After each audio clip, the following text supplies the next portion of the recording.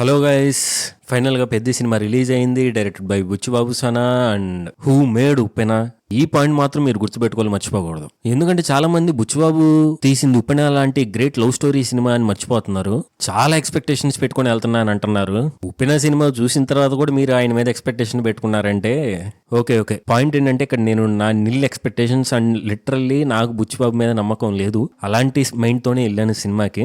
Okay, cinema ఎలా ఉందంటే బాలేదని చెప్పడానికి ఇరిటేటింగ్ గా లేదు, ఉప్పెన లాగా బాగుంది అని చెప్పడానికి ఎక్స్ట్రాడినరీగా లేదు. బట్ ఉప్పెన కన్నా బాగానే తీసాడులే అని మాత్రం అనిపించింది.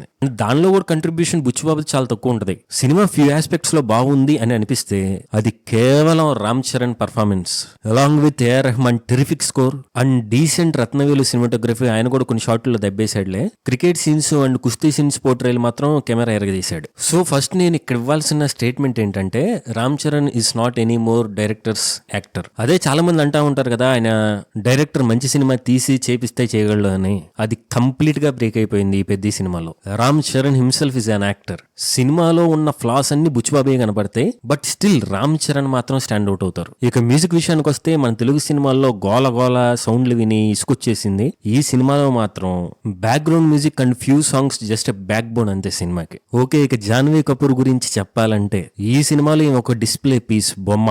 డైరెక్టర్ అలానే పోర్ట్రే చేశాడు. ఒక సీన్ ఉంటది మార్కెట్ లో, లిటరల్లీ కెమెరా మొత్తం జాన్వీ కపూర్ నడుం మీద చుట్టూర్త తిరుగుతూ ఉంటది camera. It's like camera is trying to measure the size of her waste. Camera తన నడుము కొలతలు జనాల చేత ఎస్టిమేట్ చేయడానికి చాలా కష్టపడుతుంది కెమెరా అన్నట్లు అనిపించింది. అండ్ ఆల్సో కళ్ళ మీద చాలా ఫోకస్ ఉంటది. ఏ కళ్ళు మీకు తెలుసు. దీంతో పాటు సినిమాలో ఇంకో పెద్ద మైనస్ ఏంటంటే రొటీన్నెస్. దేనిలో రొటీన్నెస్? పాయింట్లో రొటీన్నెస్ కాదు. అరే మెసేజ్ ఉన్నా నాకు ఓకే, కానీ మెసేజ్ ని స్టోరీ టెల్లింగ్ తో ఎలా పోర్ట్రే చేస్తున్నాం అనేదే పాయింట్. ఇక్కడ ఎంత రొట్టగా చేయగలిగితే అంత రొట్టగా చేశారు.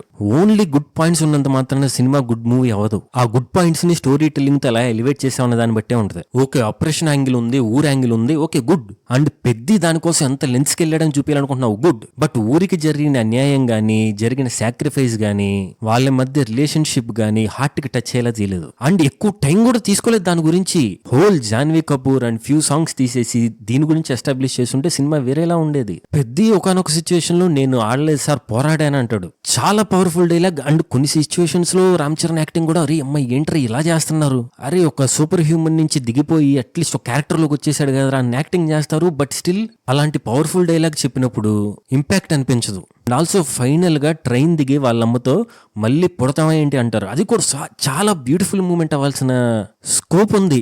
బట్ అక్కడ కూడా ఆ డైలాగ్ మన హృదయాన్ని తాకదు. ఇక్కడ హోల్ ఫాల్ట్ బుచ్చిబాబుదే. అండ్ నాకే ఒకసారి అరే ఉప్పెన డైరెక్టర్ నుంచి ఏం ఎక్స్పెక్ట్ చేస్తామో నాకు ఉంది మైండ్ లో. బట్ ట్రై అయితే చేశాడు. చాలా గ్రేట్ మూవీ అయ్యే స్కోప్ ఉన్న సినిమానే. బట్ స్టోరీ టెల్లింగ్ బాగుండుంటే, రైటింగ్ బాగుండుంటే చాలా బాగుండేది. So that's it for Peddi. Subscribe to my channel. Cinema పిచ్చున్న వాళ్ళందరూ just go through few videos. If you like them please subscribe.